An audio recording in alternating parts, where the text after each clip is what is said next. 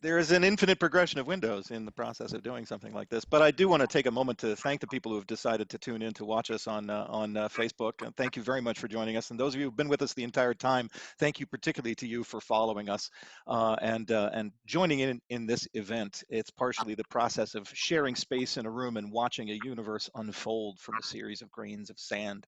That is part of the joy of doing this, and we could not do that without you, our audience watching us from wherever you are, joining us in this communal intellectual space that we call the astral plane or the Zoom room, from which we are improvising this, our final episode of Epic Improv 2020, also known as Killing Time, all about the adventures of the people involved in K-Time Studios, the studio that tried to make television to meet the insatiable and infinite demand of programming called for by the golden age of streaming television, and ends up making hundreds of shows and extending itself, well, into dangerous territory, at least if the sheer proliferation of nuclear weapons is an indicator of any kind. The local TV studio seems to have become a nuclear power in its own right. Although who holds the button and ignition for those? It's hard to say. It's all very complicated, but before we get in too deep into the plot of things, there are a few things I wanted to talk about. First of all, my name is Kirk Everest. I'm the coach and director of the Austin College Improv Troupe, these lovely people that you see in front of you, and I'm going to introduce them to you in a moment. But I want to give a special thank you to Dan Pusel, working behind the scenes. You can see him as a ghostly image there on screen. Thank you, Dan, for working on closed captions for us, providing some spotlight support, all kinds of technical background, and keeping control of certain technical elements. They're hard to track. I really appreciate you being along for this ride, Dan. Thanks. And thank you also in advance to John 13 Fingers McGinn, who's playing piano for us today. As always, as a member of the troupe, we're glad that you're here. I also want to put out a special thank you to the inspiration for the troupe, the members of Showstoppers, the School of Night, Dynasty, and other groups that have been involved in improvathons and soapathons and improvised soap operas over the decades now. You are inspiration, and we wouldn't have begun this work without you. And a particular thank you to one particular artist named Oliver Senton, who worked with us some years ago, taught us how to improvise in iambic pentameter, and taught me a game about 8 years ago, about 8 years ago, called Infinite Box, without which none of what you've seen over the last 8 days would really have taken the shape that it has. So a thank you to Oliver Senton before we get started. So this is our last episode of Epic Improv 2020. And we're delighted that you can join us here to improvise this event. We'll give you a little bit of a background on who these people are and what's going on as we go. Before we do any of that, we are the Austin College Improv Troupe, and we are Nick, Grant, Diarra,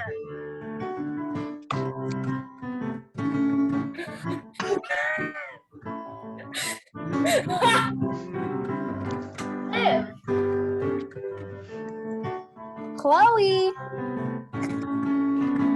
Kevin,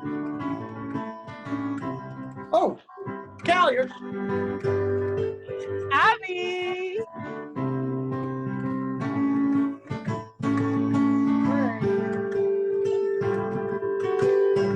2,099, 2,100, Kyle, and John. And we are the troupe. It's delightful to be able to improvise for you this evening on this Sunday night, culminating our final episode of 8 days of improvisation. We have a sponsor that we're going to hear from in a moment, but I did want to take this time to put out a request. If you are in the giving mood and can spare a couple of bucks, Improv Boston in Boston has been a home to some former students of mine, including one of the founding members of this improvisation troupe who's worked on that stage. Greg Hernandez has worked at Improv Boston. And you can find a link that leads to their donation page on our website at AC Improv Troupe. If you've got a couple of bucks and are so inclined, please visit that site and give a donation to help them out. They're trying to sustain themselves over the pandemic crisis and keep their doors eventually in a condition where they can, in fact, open when the theaters are open again. So Improv Boston, you can find the link on our website. But of course, the sponsor that we really need to devote some time to, because without this sponsor, none of the work here we're doing would exist, or in fact have any meaning or shape or narrative continuity at all. And I'm talking, of course, about that incredible product, time loops.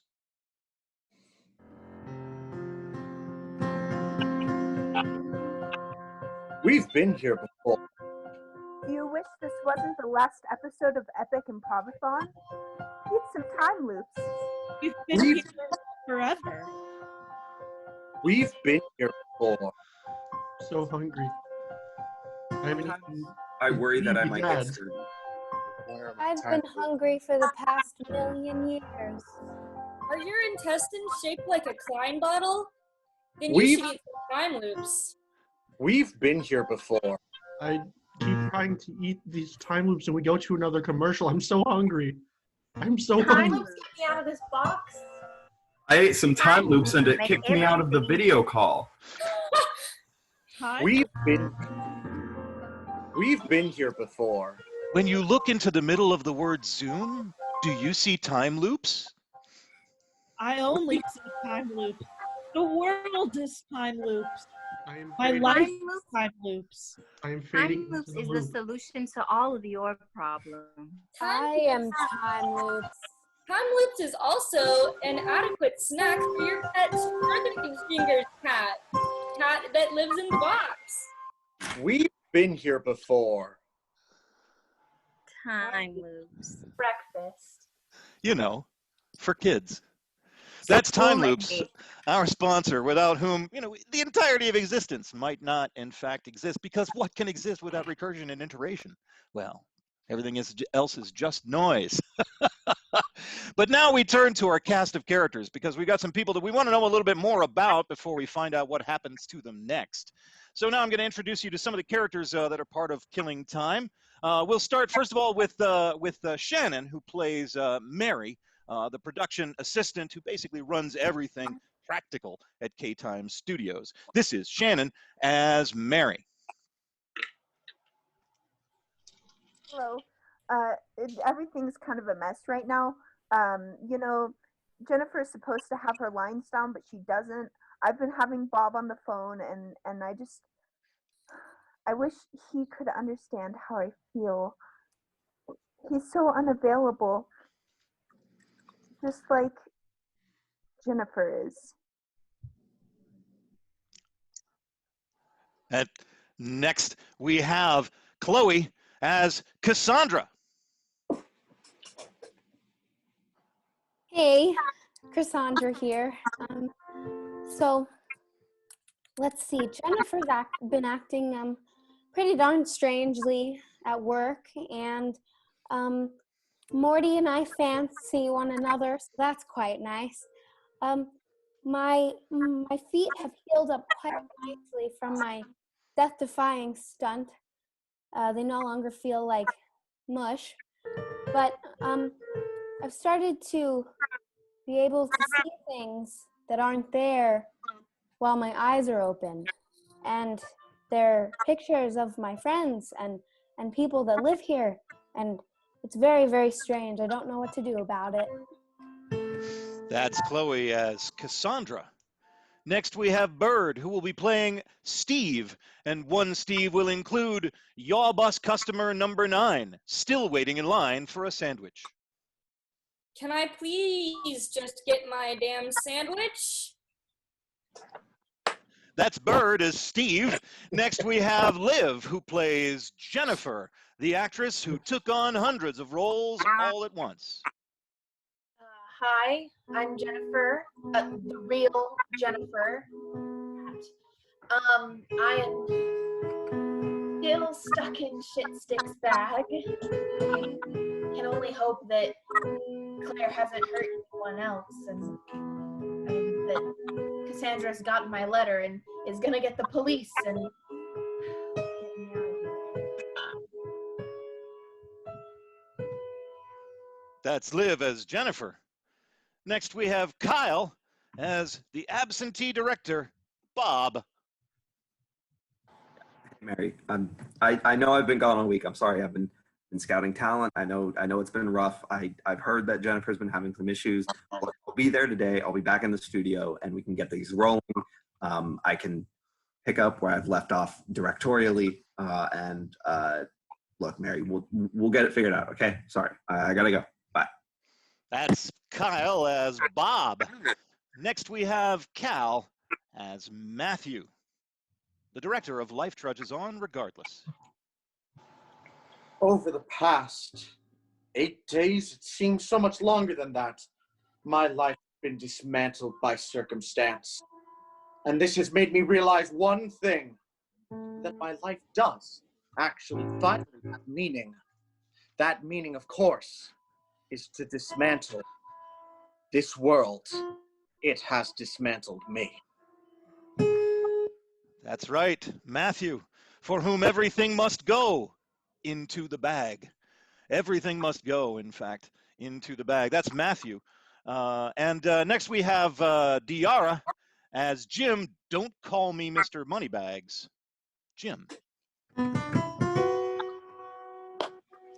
I had a recent conversation with my father, learned that he gave his life so I could not die, and it definitely threw me for a loop, but I appreciate him nonetheless, and I feel like I should be doing something for him, like killing Matthew like he told me to. And I never brought up Shit Stick to him. Shit Stick was like another son. Maybe that's what I'll do next. That's Diarra as Jim. Next we have Nick as John Producer. Things have been a little rocky these past few days. I thought my show was getting canceled, and well, I thought I could trust Matthew, but it seems both of those things were incorrect. After talking to my dad, and getting the scripts for seasons 2 and 3 of Amarillo Vice, things are really looking up for my show. It's just too bad that I can't celebrate it with Matthew. It's really concerning that I haven't heard from him, considering Rent is coming up soon. That's Nick as John Producer, producer of Amarillo Vice, Omaha Ninja, and other K-Time favorites. Also available in back episodes on YouTube. Next we have Grant as Steve, and also he is injured stunt double number 12. I so have this bone, right? It's sticking out. I know it might be an inventive character choice. I don't know if we could do something with this, if I could do something more than a stunt double now that I've been hurt, just looking to get something on there. Oh, you'll ask your boss, okay, I'll just chill here. No, I don't need to go to the hospital, it's fine. That's Grant as stunt double number 12 and other Steves, reminding us that you can play while hurt in the Zoom room. You can even have 2 utterly catastrophically shattered feet and still manage to be doing incredible stunts the next day because you're on the astral plane. We'll get back to that. But next, of course, we have Reed as Gramps. Hello! I'm really not sure what's going on. I have very few moments of lucidity, and right now I'm just kind of, off the chart. If anyone can hear this, please just comment that double stuffed Oreos are better than single stuffed. That would be great. Thank you! That's Reed as Gramps, demonstrating yet once again that we are very interested in manipulating our audience. Thanks once again for being here and joining us to explore the lives of these characters in a little bit more detail. We'll spend a little bit more time with them. When you put 2 Oreos next to each other, what does that look like? Time loops. Pan back to see the lenses of binoculars. 2 pairs of binoculars, in fact. Binoculars held by Peanut and Gallery. Yeah? I think there's one more character to introduce. What did I miss? Claire! Abby! See, that's what happens. You end up in a time loop and you lose track of who you are. Abby, as Claire. Well, I thought that, killing / kidnapping Jennifer and disguising myself as her would solve all of my problems and people would finally like me and I'd finally, get something in this life, something to be proud of. But as it turns out, just becoming someone else isn't everything that I thought it would be. I don't know if this means I should go back to being old, unlikable Claire, or if I should keep being suspiciously accused Jennifer. It's not that Claire might be nursing any kind of resentment, that Jennifer gets remembered in her hot 30s and Claire gets forgotten. It's not that she might hold any of that against anybody else, but there's clearly something driving this young woman or old woman. We actually don't know how old any of these people are, but Claire, of course, is experiencing that sort of identity crisis that can only be resolved through improvised action. So we return now to that important scene of Peanut and Gallery gripping their binoculars, dressed in long dusters, looking mysterious and enigmatic, and standing nearby, his hand twitching over a nearby cell phone, is Bob. Peanut and Gallery are explaining everything that's happened so far to Bob. Okay, Bob, this is a lot. There is a lot we have to explain here. Hang on. I don't want to hold up this phone. Let me put you on FaceTime. Okay, Bob, very rude to be on the phone while we're having a conversation, but that's fine. This is really gonna need your full attention and may require you hearing this twice. You remember what happened 2 weeks ago? Yes. This is almost bigger. Okay. Okay, so we're gonna set the scene. K-Time Television experiences severe budget cuts. Mm-hmm. Okay. So life goes on life trudges on regardless. That's getting cut. Father Amarillo Christian Vice shows. might be. Amarillo Vice? Well, not really, but at first, that's what it. Okay, so like. this is so you're pitching me something right now, right? Right. This is all theoretical. Okay. This is a great idea for a show. Okay. Title to be determined. Sure. So we got budget cuts. Life trudges on regardless, and Father Christian's Sunday service show cut. Sure. Budget cut. Gone. This It would be leads, the first to go. Yeah. yeah. This leads to Matthew and John, two writers for K-Time, to team up. Okay. Okay. They're friends, and they want Hang on. Are these actual Matthew and John that we know, or are these characters like modeled after? It's based on them, but it's the same name. Obviously, we'd want more attractive actors playing them, but Sure. it's based on. Probably Jennifer, honestly. Probably. That's a She's great kind of every idea. role these days. Okay. Okay, so they're gonna team up and cancel both of their shows and build something brand new from the ground up. Father Christian takes a different approach and goes to make a deal with the devil, Lucy Morningstar. Sure. Cool, following? Yeah. So the deal is that Lucy is either going to lose their soul or they have to convert their entire audience to being Satan worshippers. Yeah, real cool. Simultaneously, we have best friends, Jennifer and Claire, based on our Jennifer and Claire, but, same names. Jennifer would be a great person to play Jennifer. I think so. They've been best friends, but Jennifer has just always been better at everything, and Claire is left in the dust. They, what is it? Oh, Claire tries to poison Jennifer using amoxicillin in Amoxicillin. Not to be confused with Moxel Roddle Days. Amoxicillin. Yes. Okay. But she fails to poison Jennifer. Things keep coming up, prevents Jennifer from eating the cake. And there's all kinds of deaths that happen, because of Claire's poison cake. Yeah, we think that'd be really funny to just do a bunch of series of deaths. Is this like a slasher type series of deaths, or is this more from a comedy perspective? Can it be both? Yeah, we're not really set on a genre yet. That's the moment when Bob notices that there's a couple of what look like nuclear missiles over in the corner of the room. But the conversation continues. So Claire decides to have a dinner party. They just at their apartment, because Jennifer and Claire live together. There's a dinner party, and Jennifer invites her new best friend Cassandra. Ooh, girl drama. Okay. And Cassandra decides to invite her not boyfriend, not lover, but like crush. Mm-hmm.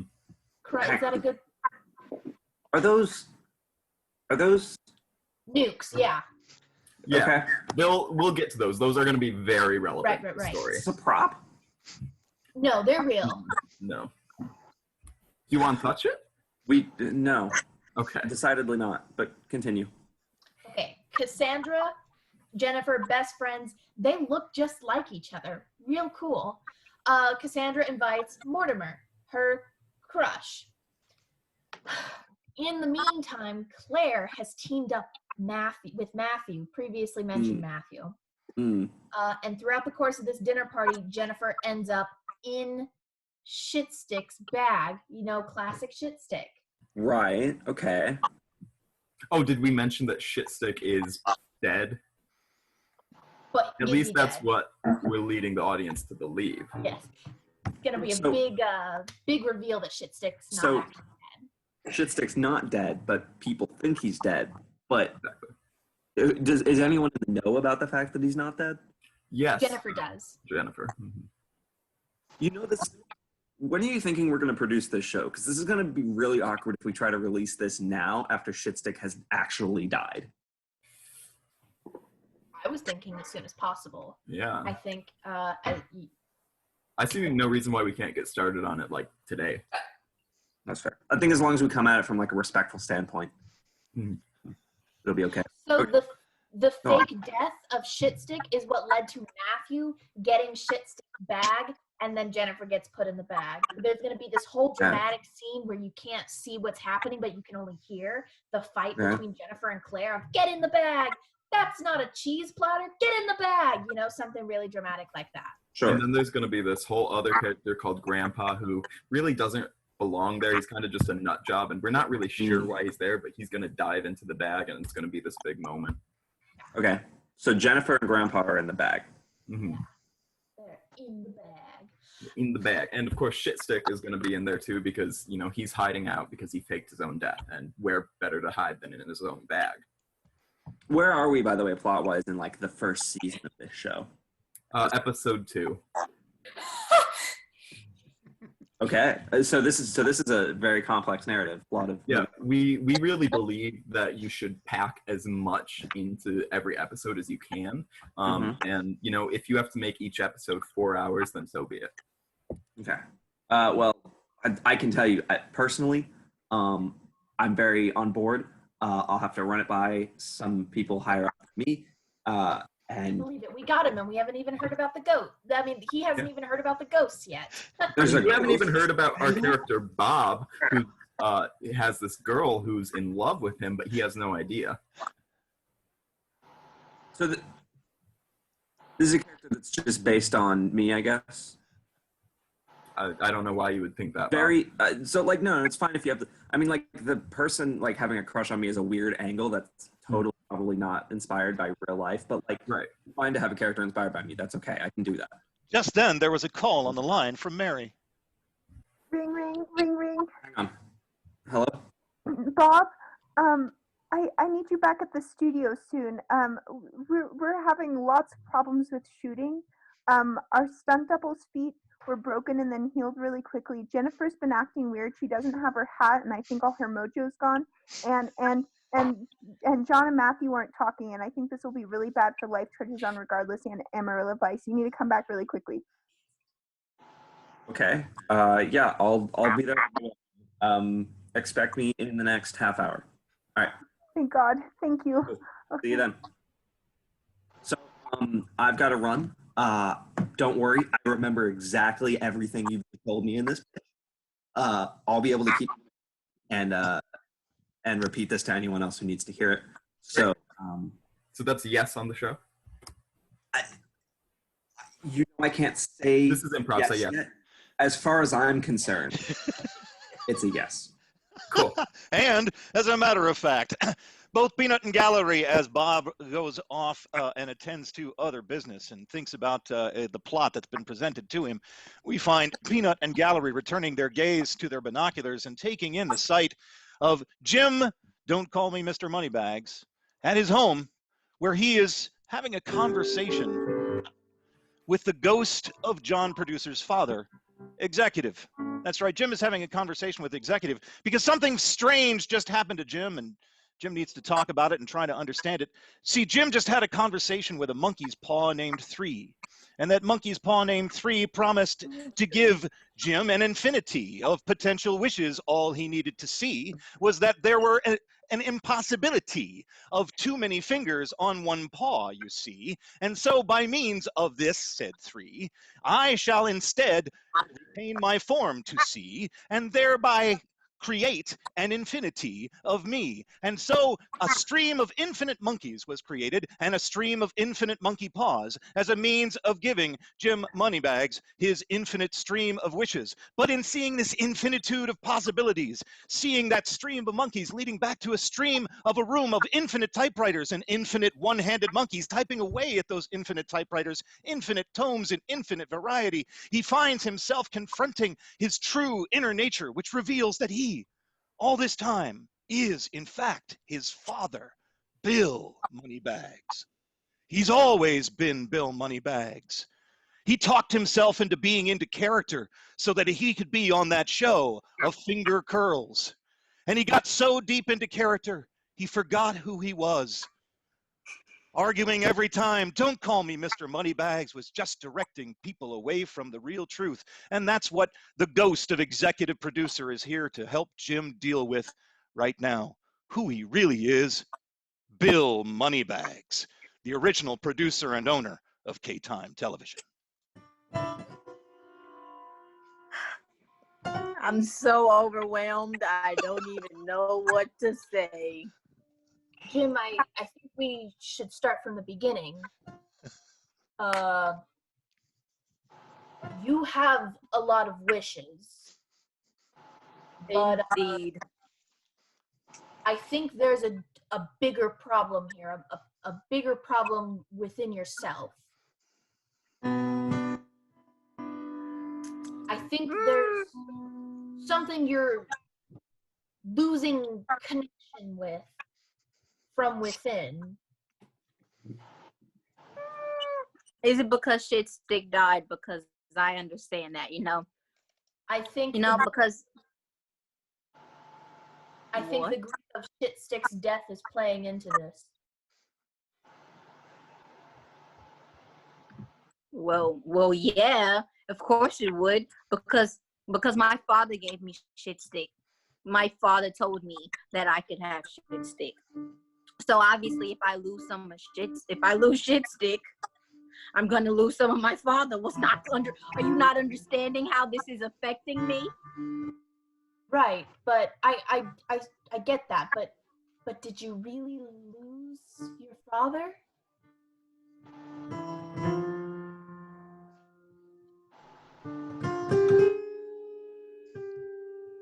Executive, what are you trying to say here?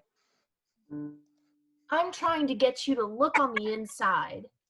Are infinite wishes really going to make you happy? Is the loss of Shit Stick really the source of your pain and anger?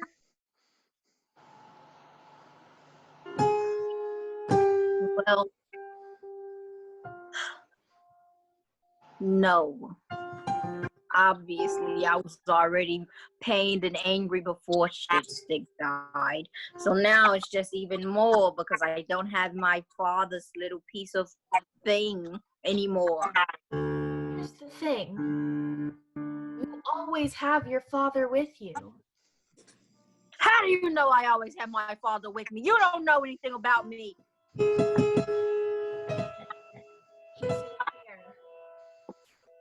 but in there.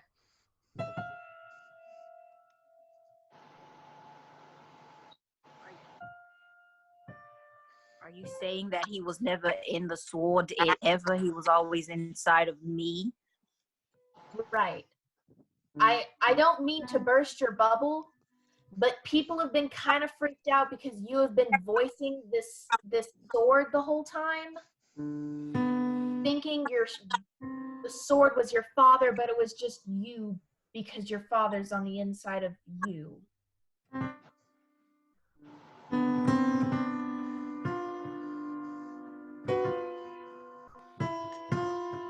Jim, I understand you don't want to.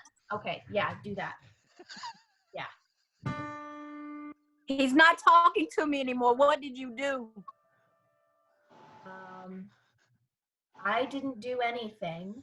What I think needs to happen is talk to yourself.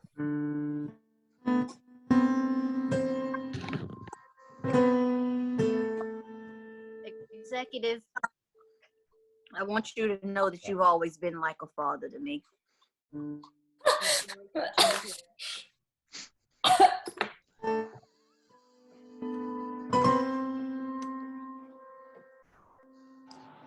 Jim, I know you had your own boy, but I think we were just closer anyway.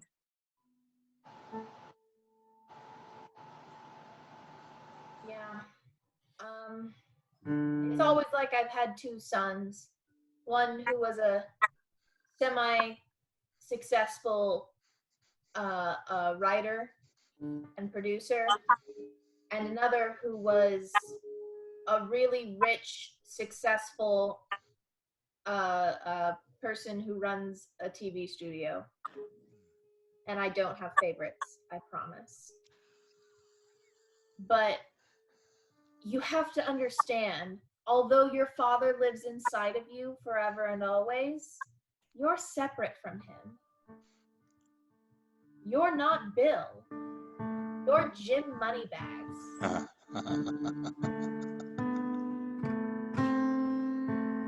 I think you should say that with me. You are Mr. Moneybags. I am not Mr. Moneybags. Don't call me Mr. Moneybags. This is what we need to work through, okay? What I think is what you should do is go home and stare at yourself in the mirror and say, I'm Jim. I'm Jim Moneybags. I am Mr. Moneybags. And work through that process. Executive, you know you appeared in my house, right? Yeah, I can do whatever I want. I'm a ghost. And with that piece of logic, we find our attention shifting to an entirely different part of the community, where Matthew, his thoughts taken up with the profound depth of his contemplations beyond the ken of mortal souls, infinitudes beyond contemplation. Yes, he is contemplating these, and thinking about, what do I put in the bag first if I put everything in the bag? Where do I start? That's when he runs into everybody's buddy, Sam. And they have a philosophical conversation about the nature of nothingness and time and the future.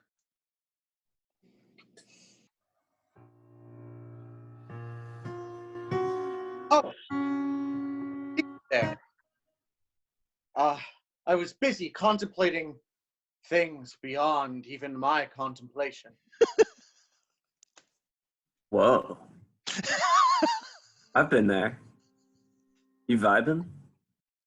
I'm vibing. Vibing. Simple expression of such a complex seeming, overwhelming stew of emotions. Could you understand everything? Could you understand that everything is nothing? Could you understand the line that separates all of it and keeps us all from collapsing into one singularity of nothing? Yeah, a little bit. Yeah, I can. That. Yeah. Same page. Wait, you're following me here. Yeah. Yeah, I'm Trust me, I am in the perfect headspace. 100%. Consider this, my guy. Yeah. Maybe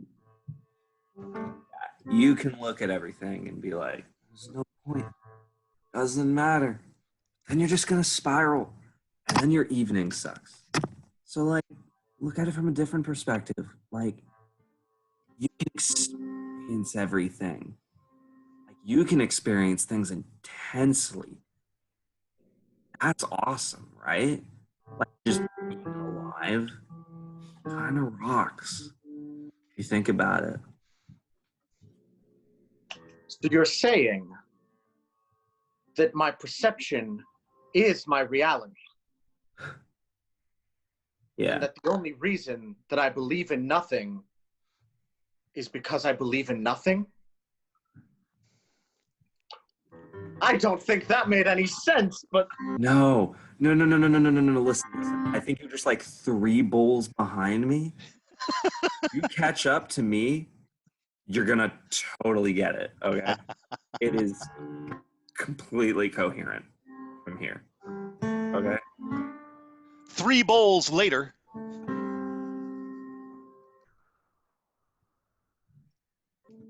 Yeah.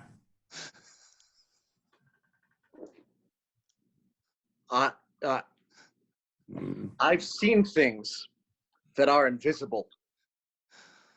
Tell me about that. I don't even know what that means. Yeah, that's fine. Man, you know, I've spent so much time trying to cope with the meaninglessness of the universe. Yeah. Drugs just never occurred to me, and I don't know why. You and me both. You and me both, Matthew. Listen, yo. I was mean to my friend. That sucks. To a lot of people. You know what you should do? You should go up to that friend and you should say, I'm sorry I acted. It was mean of me. That was rude. And there's no time. There's no time in the world to be rude. It's not a point. It doesn't matter. So you go up to them. You say, we should live in the now.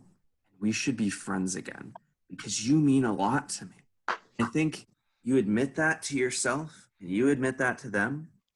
It's a connection there. I don't know if it's just the weed, but that sentence went on for like 3 years. Yeah. We leave that conversation extending into pathways of infinitude, cathedrals of thought beyond the contemplation of contemplative contemplators, and move our attention to yet another infinitude, the depths of Shitstick's magic infinite bag of things, where we left Jennifer and Gramps approaching the site of the Tome of Souls. Now, the Tome of Souls is an extraordinary site. It's a text that is delivered repeatedly and endlessly by creatures emerging from a room that contains thousands of typewriters, the sound of which is being, you can hear the typing of thousands of infinite monkeys typing away at those typewriters as an infinite number of texts proceed across the pedestal of the Tome of Souls. Nearby, as they ascend the plateau, approaching the volume itself, they see a host of individuals cloaked like death in dark black cloaks with scythes moving in a monotonous line, chasing a line of infinite monkeys, and all of them have a face that looks like Mortimer. But now they turn their attention back to the Tome of Souls. There in the Tome of Souls, they see written the names of everyone who has ever lived and all the people who have ever been imagined. In fact, they see, what does that say? They see their own names. They see their own names, and they see their own stories written in the Tome of Souls. And that's when Jennifer, Gramps peering over her shoulder, notices something extraordinary. Shitstick, actually. Gramps is Shitstick! Oh, that's right, it's Shitstick, not Gramps. Shitstick is actually helping Jennifer out. Shitstick is there, looking, just perched, in fact, on Jennifer's shoulder, looking down on the book that lists their ancestry and lists their missing last name. Jennifer's last name is Martha. And listed right next to Jennifer, Martha, our two sisters, Cassandra and Claire. What could this mean? We take you now to that moment and that stark revelation of a hidden family past. Shit stick, what does this mean? Your last name is Martha? Wow. You know, hang on. You look a lot like those people who are listed next to you. Yeah, I guess those are my sisters. Wow. Jennifer, look, we were trying to figure out how to proceed with the whole Claire thing. I think the answer just fell right on these pages in front of us. I think you need to get out of here, and you need to fix things with Claire and with Cassandra. And I think it's clear what I must do as well.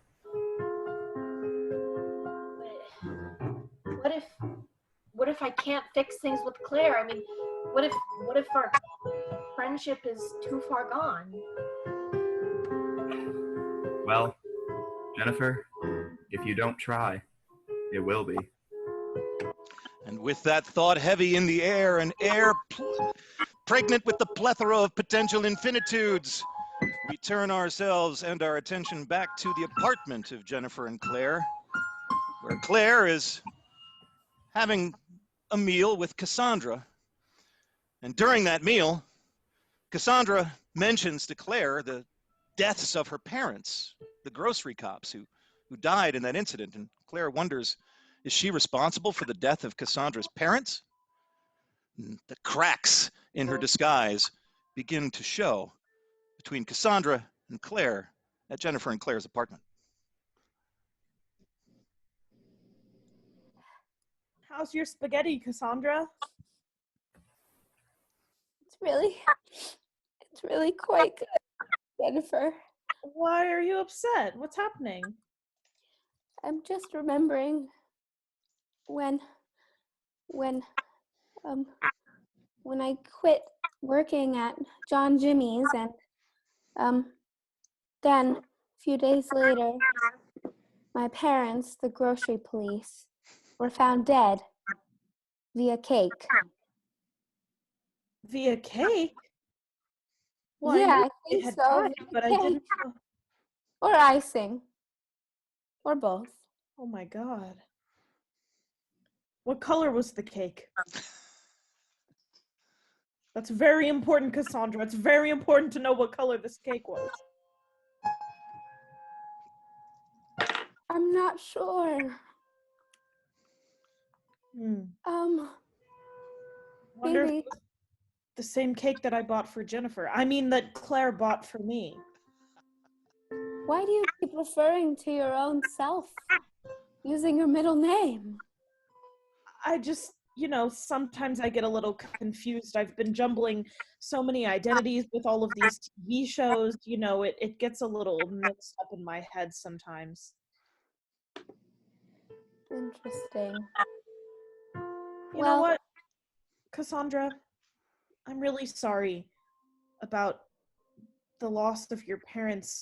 Now, did the medical examiner give you any sort of autopsy report or anything like that I could maybe take a peek at? Well, I don't think you could peek at that. I could tell you that the report said that their stomachs imploded, much like a nuke, if you will. Well, stomach implosion is a sign of the opposite of a nuke poisoning. It is or it isn't. Bad. This is bad. This is very, very bad. God, what have I done? I mean, what has Claire done? You seem to be awfully confused. I am, Cassandra. I haven't been sleeping lately. There's been some weird things going on in the town. I have a lot on my mind. Me too. I haven't really slept in a week at all because I'm having these strange daydreams of sorts. And yesterday I saw one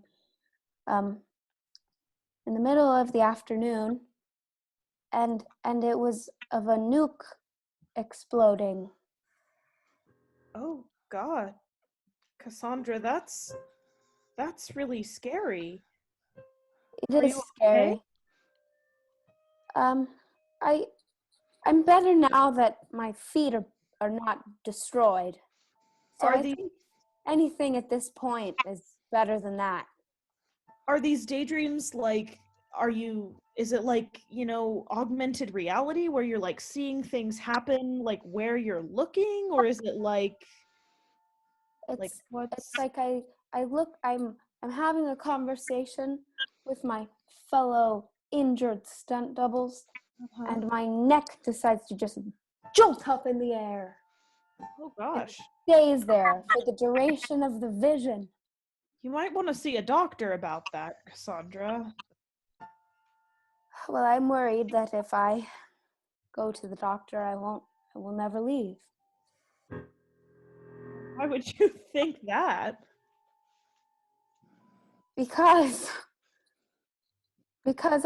I'm very accident prone, and my bones are very okay, that's fair. Fragile.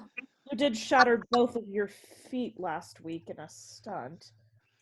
Yes, I've got mushy bones. It's a hereditary condition from my dead parents. You know what? When I was a kid, they thought that I had mushy bones for a little bit. That's so weird. But then they said it was actually fine. That's interesting. I thought that Claire said the same thing. Oh yeah, she did. That was what we bonded over when we became best friends in second grade, was that we had both been diagnosed with mushy bones, but then turned out to not have mushy bones. I wonder why I, of all the three of us, have mushy bones and y'all do not. Well, it's a pretty uncommon genetic condition. I feel like that's pretty likely for just one of us to have it. But you know what I think is weird? That all three of us thought we had it. But then me and Jennifer, they were just like, me and Claire, they were just like, no. Maybe it's a roommate thing. Musing on it being a roommate thing. We leave Cassandra and Claire, or Jennifer, or which one is she really? Maybe she was Jennifer all along. Who can say? We're still uncertain. But it might be a good time to get a little bit of therapy, in fact. And that's what Father Christian is getting right now. Father Christian, of course, had taken up ghost hunting with Lady Lilith and eventually manages to find a quiet corner with executive producer, the ghost of John producer's dad, where executive is going to talk Father Christian through his emotional problems very much the same way that he just talked Jim/Bill through his.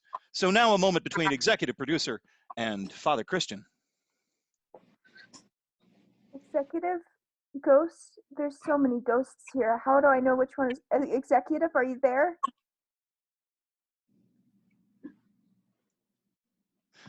Yeah, I'm here. I have appeared now, and I would love a recap on what we are about to do. Of course. You must be discombobulated. There's so much going on. Well, I'm kind of need some advice and just like some emotional help, because like right now I'm stuck between a decision of like condemning myself to hell or condemning my entire flock to hell, and I just feel so guilty because I feel like all of these deaths are my fault, and I've been drinking way more wine than I should in the evening and eating way more, and just it's not good. I'm like not at a good emotional place. Okay, well, let me tell you something. You've made some really wild choices. And that has all brought you to this point. And I think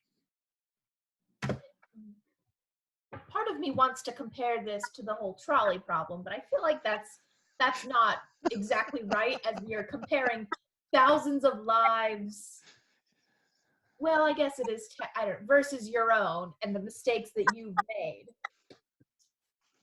So I guess it depends on what you want to do next. Do you want to become a better person and a better priest, a better father, or do you want to not do that?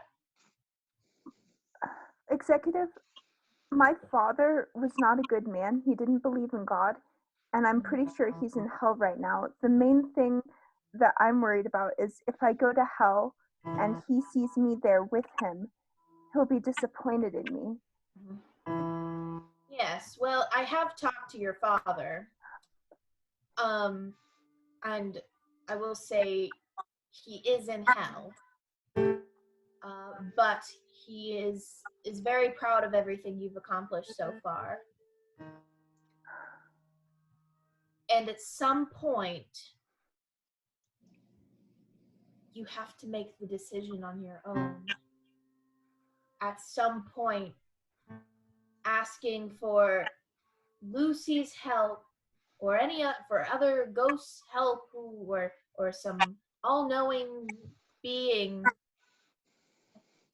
at some point it's just up to you. And where you have to just follow your heart. Thank you for being a guiding spotlight, Executive. I really appreciate it. I think I've made a decision on how to proceed. You've been really helpful. You should really go into the therapy business. No, well, I have considered that if this whole Amarillo Vice thing doesn't work out. And as they explore the contractual possibilities of a ghost therapist show, what a great program that would be. We turn our attention back to K-Time Studios, where Bob is working with John, producer. John is working on his season finale, his redesigned season finale, since he hasn't made up his mind about whether or not to actually blow up the cast. So there are all kinds of nukes stockpiled around because they were in fact being stockpiled for special effects use for this purpose. But John is having a conversation with Bob, trying to get Bob up to speed on the revisions to the episode. All of the revisions are John dealing with his problem, having broken up with his friend Matthew. So all of the revisions have to do with him working out his emotional issues by means of this episode that he's trying to convey to Bob and providing some exposition in the meantime. We take you to John, producer, and Bob on the set of Amarillo Vice. At various points during their conversation, various actors or stunt people associated with the show might wander through. Steve, let's go ahead and see this conversation. So Bob may have heard that Amarillo Vice was getting canceled, and that we had planned for that. However, things have changed. And so because of that, we can't go with our original plan. You remember our original plan, right? We were going to blow up the cast. Put them on like an airplane? Yeah, so we were going to put them on an airplane, fly them up. The plane was going to crash. They were going to have to jump out, but they landed on a bomb, which would explode. I was looking forward to this. This was going to be my opus. Yeah, we can't do that anymore because the show is kind of still happening. Oh, okay. So we've got it for further seasons. Yeah, I met with someone very close with me recently, and we'd come up with ideas for season 2 into season 3. If we are able to continue our budget, and I just wanted to throw some ideas by you as to ways we can maybe like still make the ending interesting, but not kill literally everybody. I brought your coffee. This one's yours. That's the latte one, and this one's yours. That's the frappuccino. Thank you. Is there anything else that you need? No, I'm all right. Are you kind of in the middle of a conversation here? You're the bartender from the bar scene, right? Yeah. You had a fight call like 3 minutes ago. Oh. Say that one more time. I'm sorry. You had a fight call like 3 minutes ago at the bar fight. Fight call for bartender. Fight call for bartender. Oh, you hear that? Okay. That's I'm gonna you, go guy. do that. Enjoy your coffee. Bye. Yeah, bye. So here's what I'm Method thinking. acting really paid off this morning, though. I know. So Here's what I'm thinking. We Yeah. have these cannons. hmm We have the plane. What if we blow up half the cast? that would free up space in the budget Yes. in terms of paying those people. I think there's definitely at least a few characters that I could do without. We can shave them off. They're not getting a lot of audience. My main worry is that the logistics of blowing up half the cast. Is this like only half the cast is on the airplane and it gets shot by cannons, or we can't go about it the same exact way, given that half the cast does need to survive for season 2. Yeah. So we're going to say that they get on the plane and say one of them has this bag, right? Sure. And they're on the plane and half of them jump off, but like there's a couple guys left and they have this bag and one of them is saying, hey, you can't stay on this plane because we're all crashing. And also I have this bag that I got that wasn't mine and I took it from someone else and I'm going to use it for nefarious purposes. But also this plane is crashing and we're all going to crash. So these people need to jump off the plane with me. And those people jump off the plane willingly, but the plane doesn't crash because he's a liar. So is this character aware that he's a liar about this? I was just standing out your doorway. I'm sorry. My name's Greg. I'm from the Screen Actors Guild. What's this I hear about you blowing up your cast? It's half the cast. Greg. Oh, okay. Sorry, I misunderstood. I thought it was the entire cast. That's okay. That's within our rules and guidelines. I'll just be on my way. Greg, I'm one of the founding members of the Screen Actors Guild. I would never go against protocol. You're right, Bob. I'm sorry I ever doubted you. Yeah. All right. Anyway, so this guy on the plane who has the bag. Is this one of the characters on Amarillo Vice? This is a new character that I'm thinking about introducing. His name is William Michael Matthews. Okay. And he comes in. He comes in with this idea for a great new town that everybody can build up together. But really, this town is just a mask for him to kind of be shitty to the people he's closest to. Because oh, hello. Sorry, wrong number. One second. Oh, never mind. 1 second. Yeah. Oh, hey, Mary. Hey, Bob. It's so good to have you back. Everything's so much better with you around. I just wanted to say that I figured out how to refund all of the cannons that we were going to use in the first season. And so can I put the funds in my account now? Is that okay? Yeah, that's fine. Thank you so much, Bob. You're such a kind and generous soul. But before Mary hung up, there's just one thing that he kept hearing over and over in his mind. What was it that Mary just said? It's always better when you're around. What did her voice say? He hears her voice say it again. It's always better when you're around. And then he hangs up the phone. Thanks, Mary. And returns to the conversation with John. Mary gets it. Yeah, no, she's been a huge help trying to work through these recent developments with the show. Is she returning all of the cannons? Yeah, I think that was in her plan. We're gonna need like half of those cannons back. And as the camera pans sideways, we can see several nukes siloed in the corner. And of course, the logo that indicates nuclear material. Hither and yon. Are those nuclear cannons? They might very well be. But outside the studio, Matthew, having come to the conclusion that he needs to talk to his friend after his conversation with Sam, wielding, of course, Shitstick's infinite bag under his arm, he finds his way to K-Time Studios, but is met at the door by Jim. And in a state of heightened existential crisis and emotional disturbance for both of them, Matthew wonders, do I put Jim in the bag in order to get him out of my way? Let's see that conversation now. Matthew, it's funny running into you here, buddy boy. Well, I do work here, at least until the end of the week.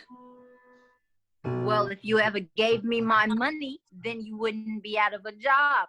But you never did. So guess where we are now? Would this really all go away if I just gave you the money, Jim? At least until next season.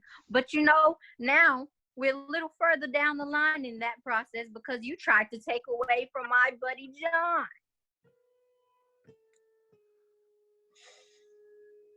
That was a mistake, and I'll admit that.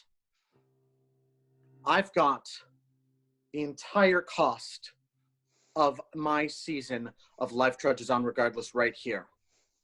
It's yours if you let me through. But I've got something else in my other hand. And if you try to stop me, well, I'm sorry to say, I might have to give that to you instead. Well, Matthew, I've been talking to my father, and he has other plans for you and I. Here's the thing. This is a nuke. I've set this nuke to go off if my heart stops beating. Jim, I wasn't going to come back here and face you unprepared. You think that I can't kill you and keep your heart beating at the same time? Do you know how planned my life and all the connections I have are? Jim, let me tell you why I'm really here. I need to make things right with John. I need to make that up to him. I need to actually do a little bit of healing for all the damage that I've caused over the last 8 days. You'll get your money. I, again, have it right here for you. But the last 8 days have proved anything, it's that I can play the villain.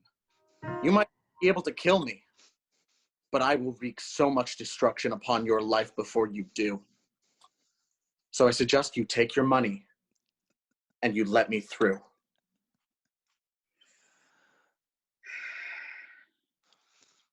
You know what? I'm gonna let you through this one time, but I'm gonna follow you the whole way there. And I'm gonna follow you out once you're done with your talk with John, because John is like a brother to me. And you know what else?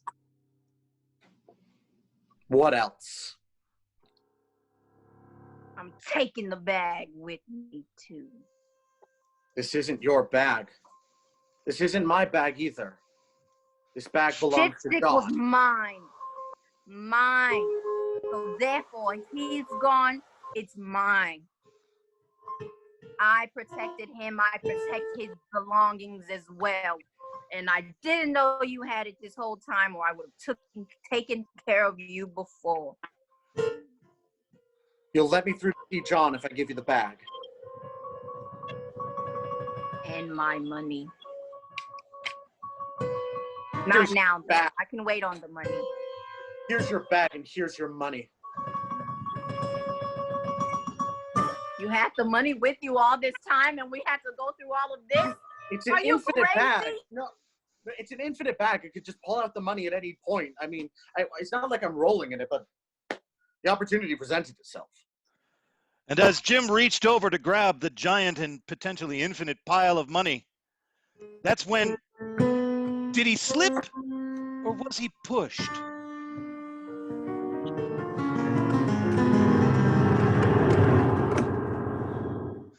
As Jim descends into the infinite bag, to what fate we know not, we find ourselves at the local police station, where two cops, played by Steve and Steve, Bird and Grant, will be our police, interrogating Mortimer, trying to figure out if Mortimer is responsible for all of the deaths at the local yaw bus, or perhaps all of the deaths throughout the local community. Mortimer seems to have been at all of these various scenes, so this is the interrogation scene between the local police and Mortimer. If any of these police should happen to die during the interrogation, they can always, of course, be replaced by more cops.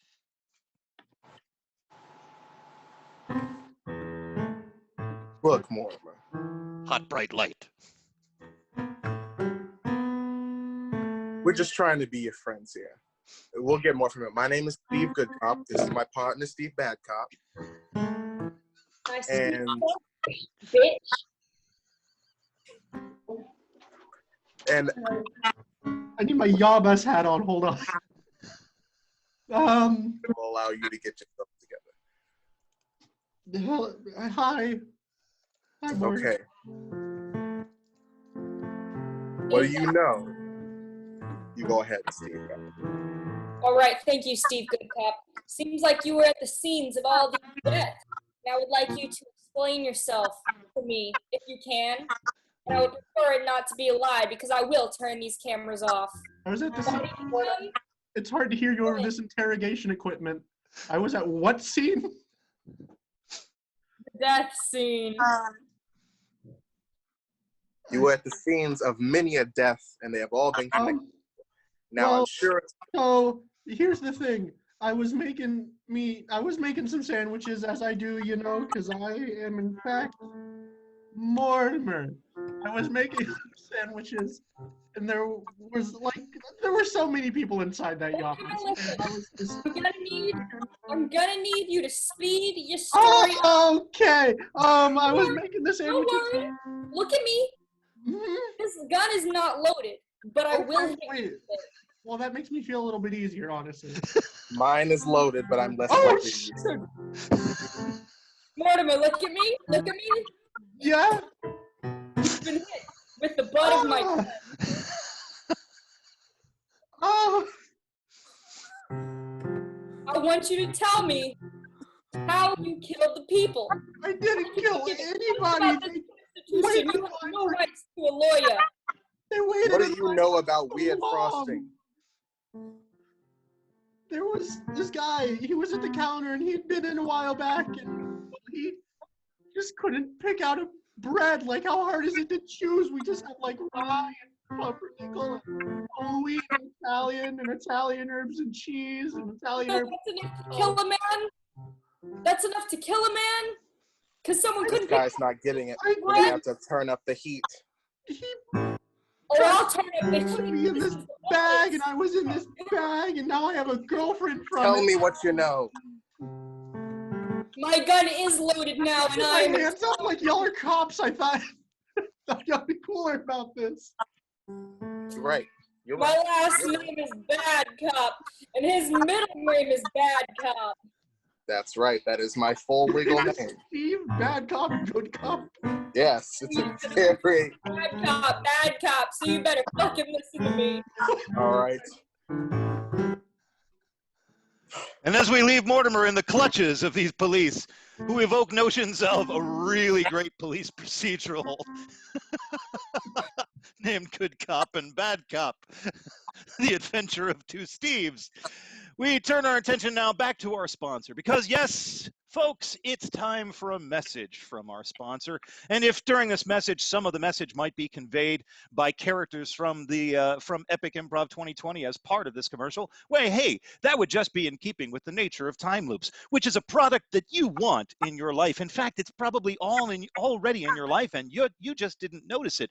You just need to remember the effect of time loops in your life in order to realize they've been there all along. Time loops.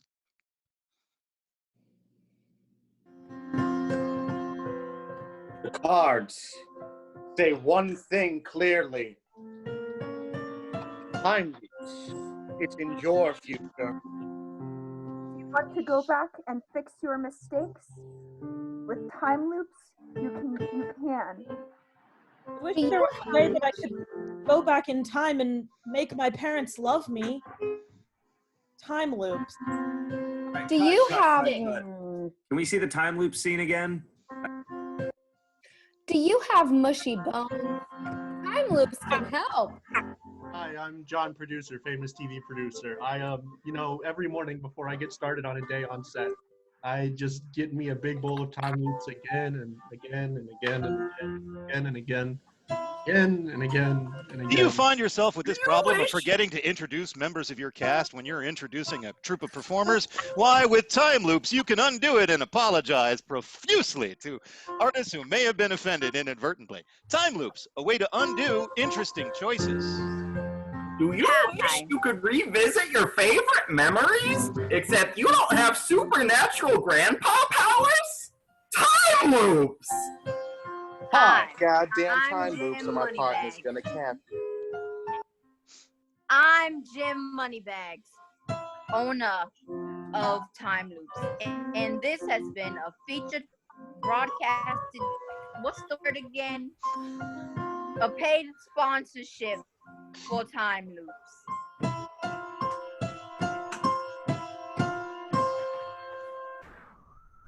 Don't Time forget to watch K-Time on daytime. Killing time. It's the only way to go. What have you got in that bag? That's the question that's still nagging all of us. And what's been happening so far? Well, that's a question that continues to dog us. What's going to happen next? I have no idea, but we've only got just less than an hour to figure out how all of these plots are going to resolve themselves. But you know what? It seems to me that that's a really good time for us to take a moment to reflect on the story through the power of music. So I'm going to call upon my friend, 13 Fingers, John McGinn, to provide us with a brief musical interlude, because with an infinitude of possibilities, there's an infinity of ways to play.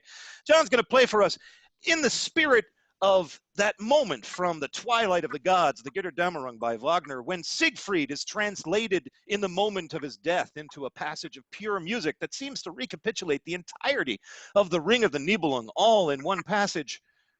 We're going to get a little recap musically of the ideas and people that we've been meeting over the course of this epic improv. But of course, it's only going to take about 4 minutes. John, take it away.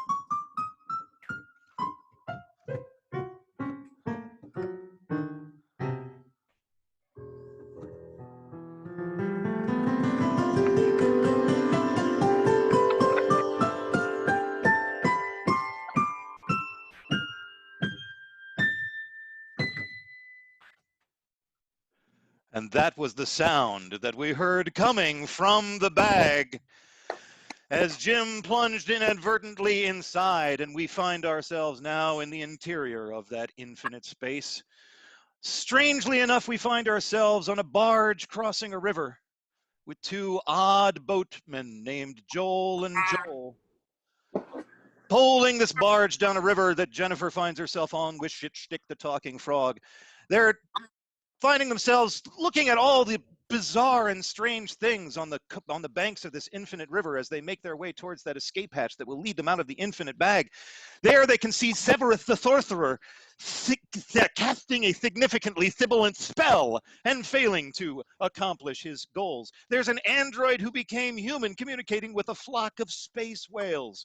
There's, over there in the corner, there's a cactus providing advice named Father Cactus to an infinity of Father Christians who, did we fail to mention, dresses like one of the band members in Kiss? I knew we forgot something about Father Christian. He's been wearing metal makeup this whole time. And back to the banks of the river where Jennifer and Shitstick find themselves talking about all of these odd things in the landscape. Is that a superhero on rollerblades going by? With Joel and Joel on a river through the depths of the infinite bag. Y'all need passage across here? Yes, please. That would be great. So, Sorry, I'm just kind of overwhelmed by everything that we're seeing here. I know there's a lot of characters, and there's a lot of characters to remember and show the audience. Yeah. You know, I've only been here for one of these 8 iterations. 2, really, if you count right now. But I learned to take it in stride a long time ago, because the real thing that you really need when crossing a long river of plot is a friend with the same name to help you across. Okay, Ain't that can right, you Joel? stay a little bit away from that coast? There's a lot of flesh people who look like they really want our bones. I don't mind Yes, them. hello. I am Coastal Flesh Person. Are you using your rowing oar today? As a matter of fact, I am Coastal Flesh Person. Okay. Look, Joel, there's a lot to get. There's a lot going on here, but I really gotta get out of here. I took that book we were reading. I have a book, and I really gotta get this to Claire. I think she needs to see it. Yeah, there you go. Do you think that person on the rollerblades might get us there a little faster? Well, or that ripstick? Maybe. If you all want to get off the boat, we absolutely do that. The door's just downstream, just past a few more cameos of some kind or another. Look, here's some cacti doing a dance. Hey, Jennifer? Yeah. We need to talk about this now before later. When we get to the escape hatch, somebody has to stay behind to keep it open. Hello, I am the crack in the center of the earth. Oh no, the rapids are drawing us towards the crack. Well, There's a Joel, giant we're gonna need you to paddle faster. a giant whirlpool draws them forth towards the crack in the earth, which could, after all, be the escape hatch itself. Or it could just be a doorway to another doorway to another doorway, an infinitude of doorways. We'll find out more about the adventures of Jennifer and Shitstick in the infant bag. But now we have to return to Matthew, who, realizing that Jim is now inside the bag, and this may have changed things for him somewhat, is about to have that conversation with his friend, John Producer. Bury the hatchet. Let him know how he really feels. I could have sworn that earlier I was the one who fell inside the bag, but things happen in mysterious ways in a meaningful universe.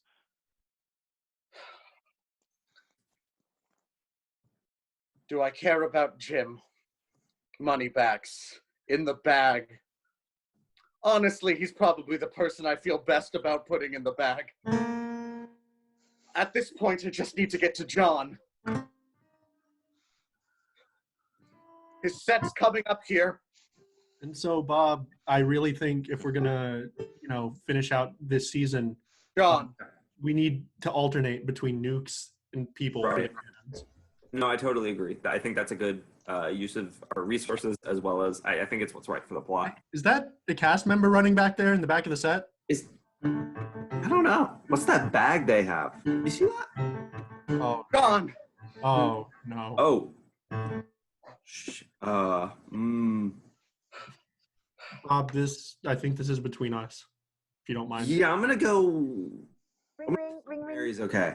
Bob, yeah, we have some urgent business on set 5. I need you right away. Okay, thank you. Yeah, I'm gonna take that excuse and leave. All right. I'll meet up with you later, Bob. John? Matthew? I have a script I need to pitch you. I'm in the middle of producing Amarillo Vice right now. Trust in the me. middle of making my show happen. Trust me, it's something you want to hear. Go ahead, then. Well, it's about 2 friends, screenwriters, actually. They move in together after a chance encounter and end up working together as partners. They're better off together, but, well, one of them makes some horrible choices and some terrible mistakes that really makes him the antagonist of this show for a while. And then, you know, right there, you need that mid-season twist. He realizes just before the end that he's been wrong about everything and that he's been really the one person that he truly cares about. The problem is, that's as far as I've gotten in here, and, well, I was wondering if you could come up with an ending for it. Does he say he's sorry and all is forgiven? Does he make some dramatic gesture? Does he come to the studio and say that that other screenwriter is the only person to ever show him kindness in a cruel, cruel world? Does he smoke a lot of weed? Probably. I'm lost creatively. Matthew, you and I have been working together for some time now. You know, we started at the studio together. We developed our shows side by side, but you hurt me, Matthew. You lied to me and you took my bag, and well, I guess that's about the extent of things that I know that you did. But I think if I look deep down inside of myself enough, that maybe we could try to be more than business acquaintances once again. That'd be really great, because I have nowhere else to live and your name's on the lease. Matthew, is that screaming coming from your bag? Well, it's your bag now, but yeah, there's a lot of screaming in here. What did you do? Well, a couple people ended up putting into the bag. I'm genuinely unsure of how to take them out of the bag. You put people inside of Shitstick's bag. A little bit. When I went in the bag, I accidentally brought someone with me, and then I just allowed someone to put somebody else in the bag. And then Jim's just sort of tripped. Admittedly, I was eating a banana and put down a banana peel, but it wasn't intentional. John backs up inadvertently, finds himself slipping over some nuclear weapons that are just lying around, and starts to reel towards the mouth of the infinite bag. Matthew, grab my hand. I can't keep balance. And the two of them are drawn into the bag together, leaving the bag in an empty studio full of nukes. Meanwhile, in another room nearby, Mary has just been inspired by Matthew's example and has decided to tell Bob, finally, how it is that she completely feels about him. And she's actually going to do it to him in person. It's the first time they've spoken in person, and as long as either of them can remember. Mary and Bob. Yeah, what was that thing you wanted to tell me about? Well, there wasn't actually like an urgency in Studio 5. I really needed to talk to you. The urgency is in my heart. Bob. Do you have like a cardiac issue? Are you like, do you need me to take you to the hospital? Bob. Yeah? I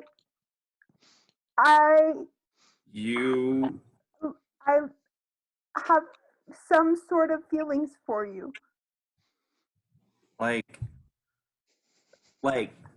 you appreciate me as like a boss, because I appreciate you. I think we work really well together. You know, I think there's a lot of like, you know, work chemistry here, if I could say that. Like that. Bob,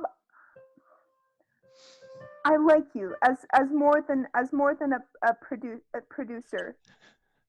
I know you just got out of your ex relationship and your heart's still reeling and you're dealing with a lot right now, and I totally understand, but like I had to tell you because it feels like I'll get cut off in 40 minutes if I don't. Yeah.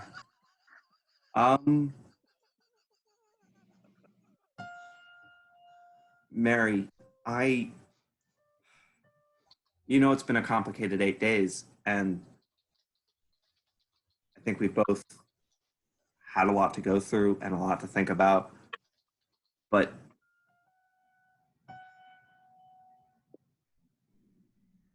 I think if that's something that you wanted to pursue, I'd be willing to give that a try.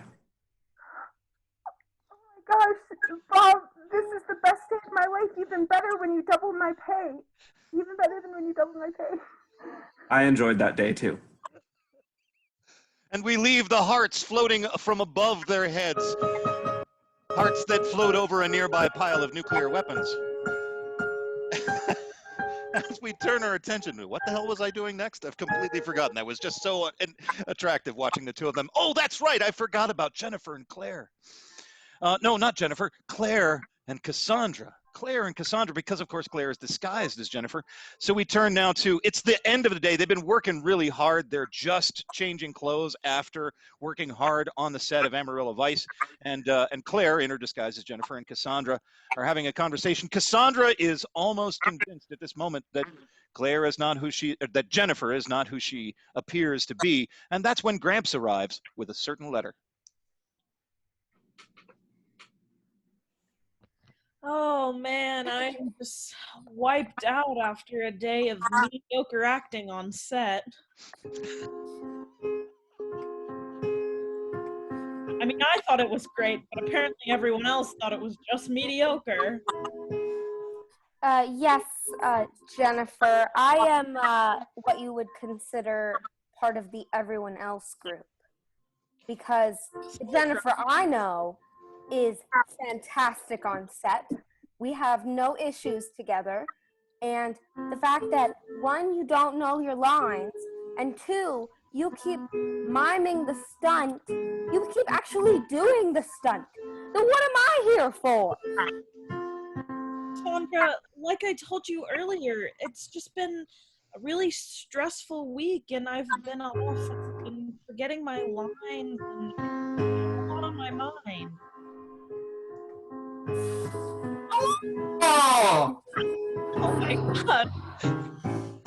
Oh. I forgot to give you this letter, Cassandra. Did you now? What? Who'd have thunk it, Grandpa? Not me!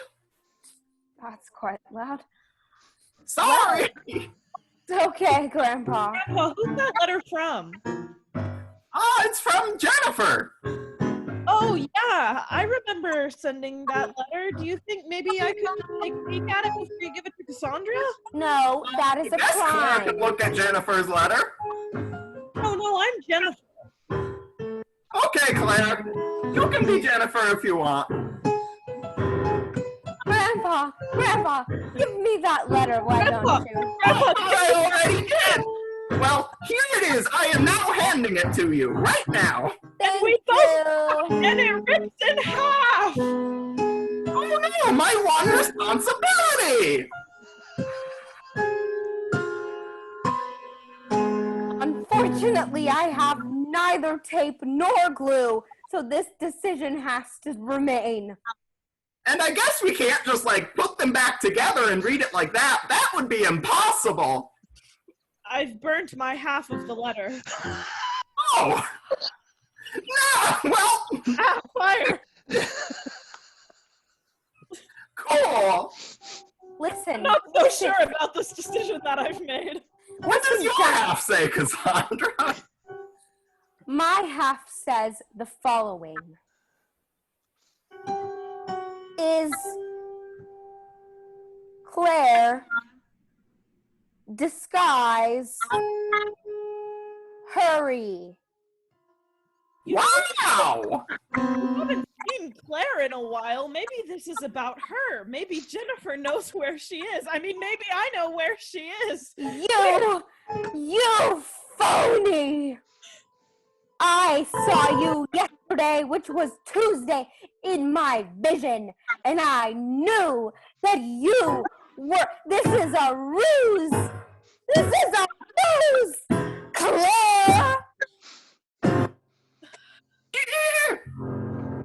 I don't know what to say. I never thought that any of this would happen, Cassandra. Jennifer was getting all of the recognition and the fame and the whatever you call it when people say nice, the praise! And I got nothing. My parents disowned me. My parents disowned me when I was a child. I never even knew them because they hated me. Well, you know what sucks, Claire? That when your parents are murdered by a cake, you don't have any parents anymore. And you can't just go walking around town like, oh, hi, my name's Mortimer, and I'm really confused. Oh, you're bringing Mortimer into it now. It's not fun. Huh? You are a trickster and a bamboozler and a flim-flammer, and I hate you. And you will take me to Jennifer, or I will threat. Excuse me!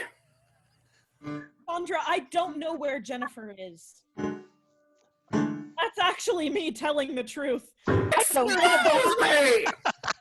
I gave her a cheese platter. She ended up in a bag.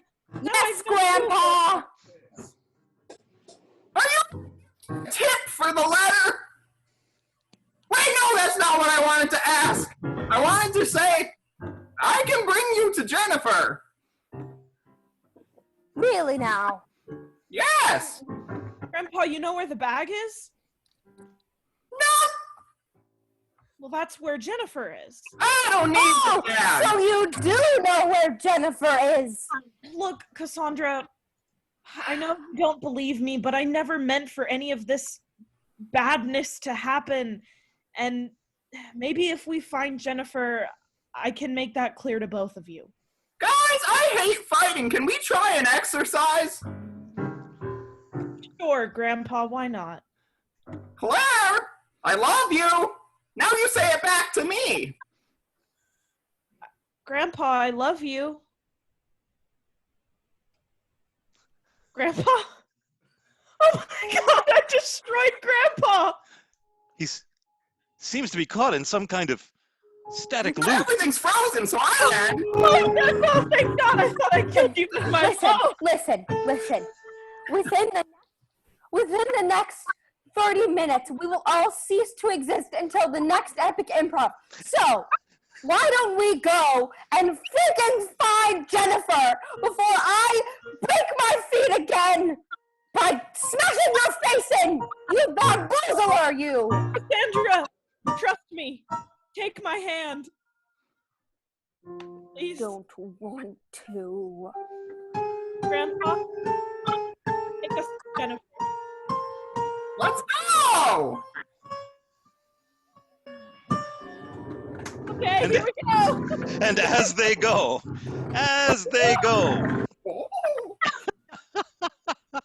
the camera slides past another shot of that bag where yes, I think that John and Matthew did in fact fall into the bag. They did in fact both fall into the bag because in fact we can see nearby the shapes of Peanut and Gallery as they gather up the bag and start to put things in it. And as Peanut and Gallery start gathering more things to put in the bag, we find our attention once again shifting to yet another chamber. And this is, of course, the TV studio chapel of Father Christian, where Father Christian shoots his Hour of Power type TV show. Of course, again, resplendent in heavy metal makeup, a la Kiss. Father Christian is having a conversation and a confrontation with somebody that he met some time ago and has had second thoughts about ever since. Lucy Morningstar. Father Christian and Lucy Morningstar having it out at last. All right, Christian. I'm ready for my close-up. Lucy, I have a confession to make. I'm not going to let you preach to my flock anymore. Well, I'm sorry to say, Father, that unlike the other guy, I'm not quite the forgiving type. I have asked you for a price. That price is the souls of your flock. And if you break this deal, then your soul is forfeit. I talked to the father, to Christmas Past, the ghost of Christmas Past. I talked to executive.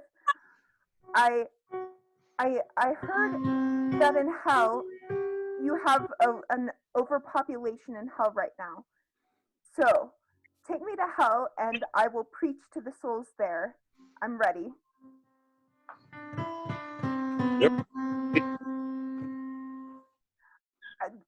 Lucy, I can't understand you because your soul is so different from mine. Can you repeat that? Yes, of course. I can repeat that. I can repeat all day. You're really serious about this, aren't you, Father? Yes, I must atone for my sins. Well, let me attempt to change your mind. I will give you 1 second of the eternal torment you will feel in hell, and you will see if you want to go there. Here, as I touch you on the shoulder, you shall be momentarily transported to hell. Ah! Oh my God! I will music for eternity. Father Christian, I will give you another, let's say 23 minutes just off the dome to reconsider this. And if not, you shall end up in hell. There is only one thing that can save you now and clear your slate. A self-sacrificial act. But alas, I doubt you shall find one in the next 23 minutes. The ghost of Christmas Past said that if I died, the souls of my flock would be free. Oh, we still have some cake left from our production yesterday.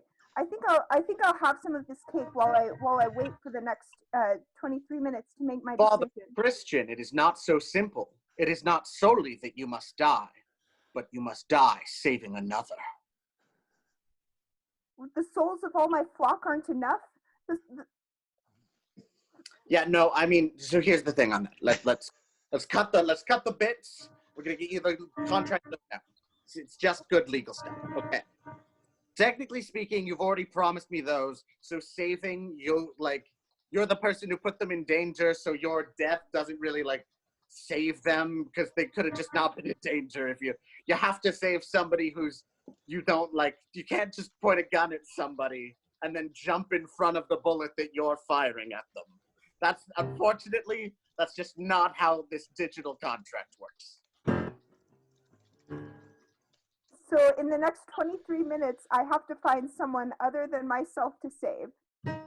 Yes, precisely. If you save someone else with a self-sacrificial act that ends in your death, in the next 23 minutes, your soul shall be free. But good luck. I don't think there's anyone here in mortal peril save for you. So if I save myself, I can undo the contract? No, again, it has to be somebody else. I'm sorry if I'm not making myself clear here. It is somebody else. In the next 21 minutes. We've been talking for 2 minutes. Through a self-sacrificial act, and your soul shall be saved. Otherwise, we drag you directly into hell and you experience. Let me give you another taste of it here. Clunk! Cactus fields, oh no! I'm allergic to cacti! Hell is full of nothing but cacti. Shit. I have to go find someone to save. And with that stark thought, Father Christian goes off into the night trying to figure out how to sacrifice himself in order to save himself, how to sacrifice himself for someone else in order to save himself. And going over again what Lucy said over again and again, trying to understand it and parse it and get it straight. He's got to give himself up for another in order to get out of the contract. That's how that particular kind of contract sort of works. I lost track of what was happening next. Oh, that's right. I remember now, because we have to go back to the infinite bag, and inside the infinite bag, where, having been drawn through the crack in the earth, they have been cast away from the barge. They've lost track of Joel and Joel, but they find themselves in a sort of strange place. They hear, in fact, in the distance, voices calling, "Mary? Mary? Mary? Can you hear me? Are you there? I'm not here really, but I'm communicating on the astral plane." And with those voices going on in the background, Jennifer and Shitstick find themselves encountering another traveler. It's Jim, who is finally reunited with a living Shitstick. It could be the very thing that might make Jim or Bill or whoever he is, Mr. Moneybags, finally happy. Here he is, reunited with Shitstick on the astral plane in the infinite bag. Hey, Squared, is that you? Oh no, is that Jim? It's me! It's me! Yes, Squared, it's me! I'm here! Jim wants to talk to you. I can tell. Hi, Jim. Hey! Okay. I thought you were dead. Can you hear my voice? Yeah, I am. Accent change that I'm so excited to talk to you? Does my face say that I'm very much not excited for this conversation at all? Excuse me. Are you Shitstick the Frog? Oh my God. Paparazzi. Yeah. I there's no time. Okay. I'm Detective Richard Penis. Call me Dick. Listen, I need to talk to you, Shitstick. I've been trying to figure out what this abstract space is around us for weeks, and I think I finally figured it out. We're inside of a giant bag, Shitstick. Do you understand what this means? I'm not sure entirely what's going on, but I know that you're the key of getting everybody out. Dick, Detective Dick, I don't want to offend you, but we've known this. Excuse me, I'll offend you. We're in the middle of something here. You're just came out of nowhere talking all. Hey, Jennifer, can I have an aside with you real quick? Yeah. Okay. Well, thank God. I needed to get away from all these wacky, zany characters for a second. Yeah. Okay? So, I can tell things are coming to an end, and I needed to put a nice button on my life here, because I can tell this one's not going to be fake. Yeah. Okay? We're coming up upon the mountain of deer and the Googleplex ducks, and we're going to be at the exit. And I haven't told you this yet, but in order to open the exit, a sacrifice must be made. I've made a lot of mistakes in my life, but I think I'm ready to open this door for you, Jennifer. So in order to open this door, we need to go through the canyon of hard candies and up the mountain of neckties. And there's a chance the mountain of neckties is actually a dormant volcano, and there's a chance it might erupt. But I need to throw myself into it. And that will open the door? It will. But Jennifer, listen, there's something you have to know. Okay. After this happens, you can't ever let anyone get this bag ever again. You can't let anyone open this bag, because I'll turn into something unspeakable. Okay. Excuse me. I couldn't help but overhear this conversation. For some reason, it's oddly resonant in here. But you said a sacrifice must be made for the door to open. So you're sacrificing yourself, which I don't agree with, because I just got you back. But didn't you tell me once before that you died and this bag stops working or existing or something like that?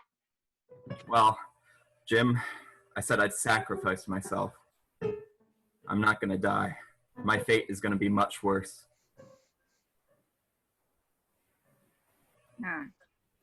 So that means I can get you back? Oh my God, Jim. Move on.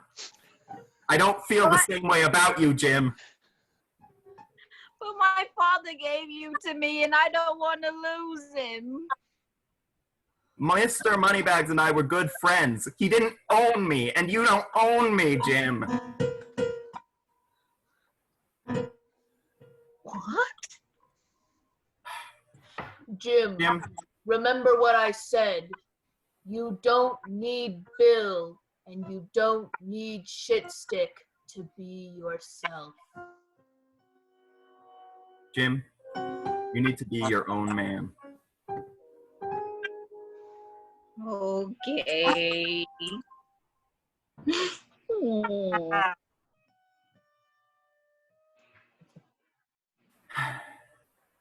Okay, Shitstick, I think we gotta go. let's go. Come on, Jim. We're not going to leave you behind. Don't worry. And we move to the scene outside the police headquarters, where Mortimer is making his way outside of the police headquarters, having recently encountered a bizarre experience in which Officer Good Cop and then Officer Bad Cop died accidentally during the interrogation. And as he made his way out through the lobby, people just seemed to be dropping left and right as he made his way outside. This is Mortimer now writing to Cassandra, because of course this is how they communicate, through letters. This is Mortimer writing to Cassandra, describing the depredations, the death, the dying, and what appears to be two figures throwing people and things into an insatiable bag. Mortimer writing to Cassandra about the horrors that he's seen. If other members of the troupe decide to provide him with some prompts for this by means of walking on and dying, so much the better. Mortimer's letter to Cassandra. To my, I guess I can be flirty now. To my dearest Cassandra. Things are kind of getting weird out here, I'm going to be honest. Remember when the other day I told you, like, all those people dropped in that bus, like, right in front of me? Well, guess what? I'm getting blamed for it. And I can't take that kind of heat with my record. But it's getting even weirder than that. People are, well, dying outside of the bus too. And, like, I know people die every day. But, like, it's happening right in front of me, consistently. I'm this sorry. is a lot for a guy who makes sandwiches. Oh, I'm sorry. I didn't mean to bump into you there. Oh, that cologne isn't strawberry, is it? Yeah, no, it's Strawberry Delight. Cassandra got it for me, my girlfriend. I'm deathly allergic. Oh my God. So remember that cologne you got me? Smells real great, I know. Excuse me, honey. Could you help me cross the street? Sure thing, ma'am. A bus! Oh my God. Cassandra, I don't know why I let her lead me across the street if I was helping her across the street. Excuse me, amigo. Do you mind splitting the second half of this massive burrito with me? From the, you know, renowned dirty jalapeno. This, got me real hungry. I could go for a burrito. Ready? Let's just eat it. Eat it whole. I didn't even start eating the thing yet. I thought you were going to count down. Let's do that. Ready? 1, 2, 3. Chomp. Chew your food, man. Excuse me, can you help me with my dog? She just keeps laying down. Why are so many people coming up to me while I'm writing this letter? Oh my God. Oh, hey, is that you, Mortimer? Oh no. Sorry, I think my spontaneous combustion is acting up again. Oh, anything to you yet? Oh my God. Cassandra, shit's getting real weird out here, I'm going to be honest. Are you writing a letter to a loved one with a number 2 pencil? No, with a pen. Oh, you should really be using a pencil. I don't make that move. Die from that. Oh my God. Okay, I need someone to save. Is there a bunch of like people dying here right now? Oh my God, there's a bunch of. There are so many people dying here. Father, please help me. Hey, Mortimer, you need to move out of this area. I will stay in the area, and all of the dead people will come up to me. So I need to like step away like into this street here? No, I will step into the street, and you will stay on the sidewalk and walk away from the subway. I feel like I should really cross the street here in case something happens and like it's preventable. Mortimer, if something happens, do not prevent it. And you must live, and I must die, and that is the way things must be. God has ordained it, and I will make it so. Father, you know my name? There's another bus coming down the street, and I'm driving it. Father, I'm crossing the street to this job bus. I'll see you later. Another bus going the opposite direction of that bus that's going down the street. Father, I need to write this letter. I'm stuck in the middle of the street. What do I do? Planes flying directly towards the ground between the buses. And Father Christian leaps across the action, thrusting Mortimer out of the path of almost certain death. What happened to Father Christian is almost too horrible to contemplate. Father, are you okay? Father Christian.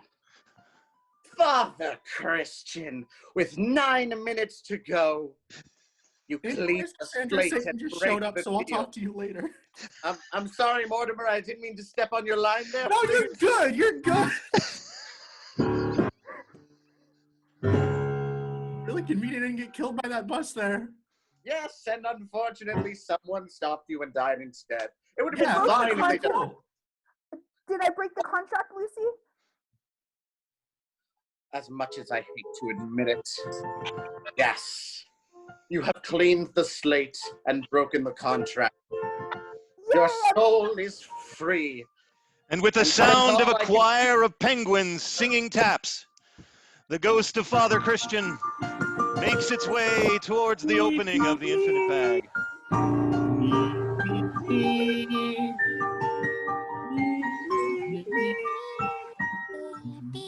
Well, these penguins didn't get hit by a bus. The devil has been foiled again. What remains to be seen for those other devils, or what are their motives really? Peanut and Gallery gathering up things, hurling them into the bag.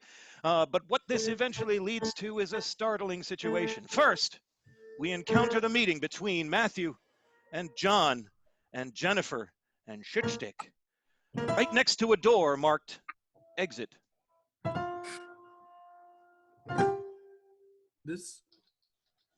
Matthew, I think this is the way out of the bag. John, I think you're right. But there are other people here too. Yeah, Wait, are y'all trying to get out of the bag? This is the way out. I mean, yeah, no, it'd be ideal to not be stuck inside this bag. Yeah, guys. Not to interrupt, but I think we lost Jim somewhere. Oh, that's right. Jim is there too. Yeah. Oh, thank God, Jim, you were lagging behind. You I did thought we leave me. left you behind. Wow, You this did, is really... but I'm such a great person that I found my own way because I am Mr. Moneybags. Look, you are Mr. Moneybags. Yes, that's great. But we are really running out of time here. And I think, Shitstick, if you're going to sacrifice yourself so that we can escape, now's the time to do it. Yep. Wait, Shitstick's gonna die again? Shitstick is alive? Just pretend I'm not, because, it'll make things easier. Okay, goodbye, Jennifer. It's been good knowing you. You've been a great star in all of my films. I'm gonna go up this mountain now. I'll have a walkie-talkie in case you want to talk to me, but hop, hop, hop, hop, hop, hop, hop. Now I'm on top of the mountain. Very cool. Yay. Shitstick, before you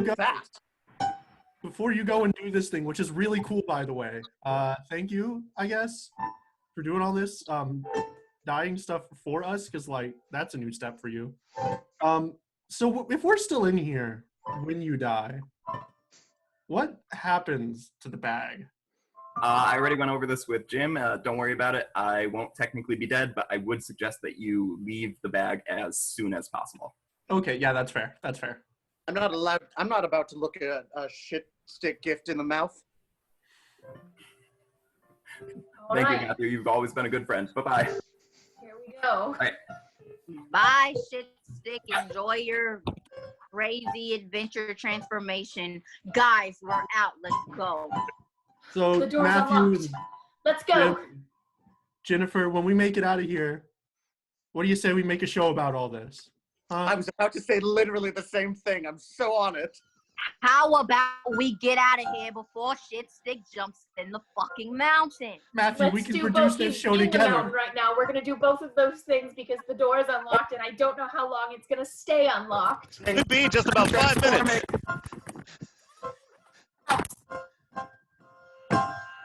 We're so close to the exit. I can see it. And as Shitstick evaporates into an eruption of ties and disappears from view, the exit door opens. They walk through and find themselves in the studios of K-Time, where Claire and Jennifer have just arrived. I'm sorry, Claire and Cassandra. They all look the same. It's hard to tell the three of them apart. You made it out too? Jennifer. I was No, never you tried to murder me. Jennifer. Yeah, she did, and she stole your identity like a bamboozler. Matthew, you might want to take notes on this. This is pretty good material. Okay, sorry. No. You're right. Listen, Claire, I forgive you. What? There are things in this book that I have to get to you. Just listen. Oh my gosh. In this book is our story. Yours, mine, Cassandra's. Our mother's name was Evil Dr. Martha. I mean, Evil Dr. Martha is the pronunciation here. We're sisters. Not just sisters, we're triplets. Listen, What? long ago, Evil was sucked into the bag and shortly died after giving birth to us. But Shitstick saved us. He took all three of us and took us out of the bag. But that came with a price. You see, there was this prophecy tied to each of us. Cassandra's was that she would have a genetic condition of the mushy bones. Mine was that I would become an amazing actress. If I could suggest an edit to the script here, mushy bones are kind of offensive to some crowds. Yeah. Can I see the whole thing again? But can everybody be Irish this time? I think that'll fix the problem. Let her talk. And Claire, yours was that you would potentially become a murderer. Sounds about right.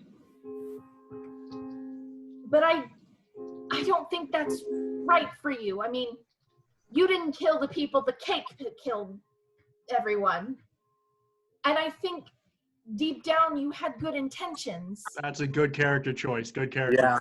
Yeah. Actually, I think I might have something to add to this scene. If Claire, y'all interrupt her one more time, I'm never giving any funding to this show ever. Shut up. We have 2 minutes before some unknown thing is going to happen. Thank you. 2 minutes to unknown Here's thing. the thing, Thank you, guys. 2 minutes to unknown thing. Our story ends right there. There's nothing else after that. And that's the moment That's not. when we see 2 figures we haven't noticed in this scene before. Over in the doorway, casting a long dark shadow, is Mortimer, locking eyes with Cassandra. Mortimer looks like he's been through several wars, the stink of death around him, but to see the light in his eyes when he finally locks a gaze with Cassandra, why, it's enough to change your entire concept of the universe. Which is also the thing that occurs to the other figure in this shot, Gramps. Because Gramps has something to tell everybody. What happened to Shitstick?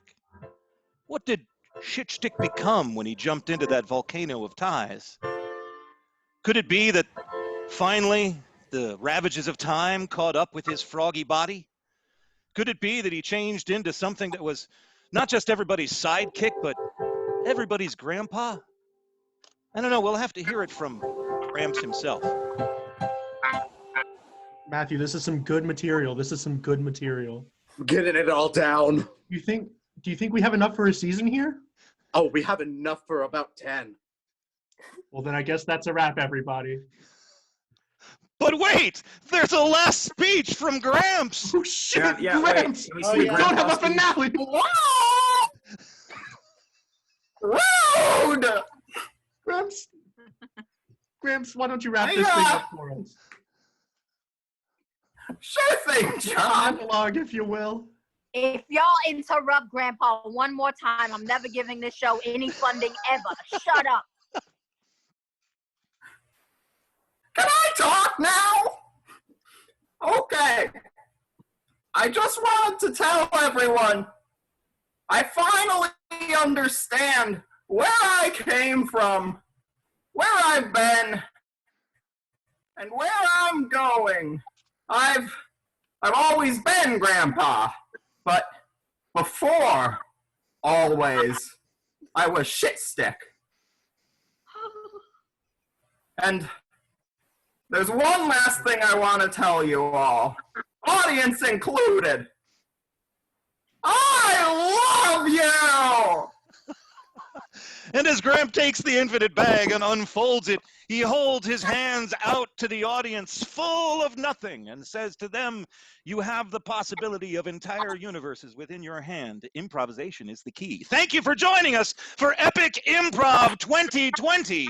Killing time, which we've killed real dead tonight, ladies and gentlemen.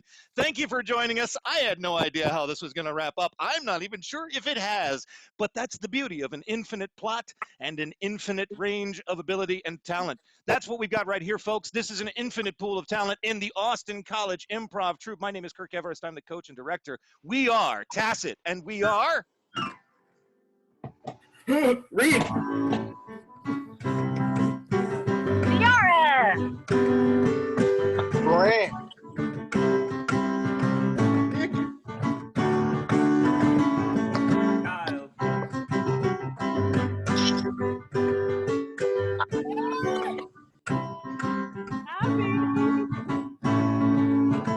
Count.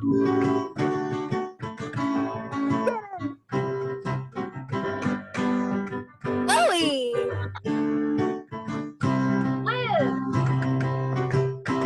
And John. And once again, thank you to Dan Pusel. Thank you to everybody who's been a part of making Epic Improv, including its inspiration as well. Thank you all for joining us. Thank you to the troupe for participating in this epic event. And keep in mind that you can catch all of these episodes, including the additional material that we improvised after the first 4 live performances. You can find all of that in a playlist on YouTube. Just look for TACIT, Tacit, or you can look for it under my name, Kirk Everest, KIRKEVERIST on YouTube. There's a playlist there for Epic Improv 2020, Epic Improv 8. Thank you so much for joining us for this. Thanks again to everybody for being a part of this. And without any further ado, we leave you to your own infinite bags and your own infinite stories. We hope that you will share them with us on the astral plane here atop the infinite Zoom room with us, the Austin College Improv Troupe. Good night.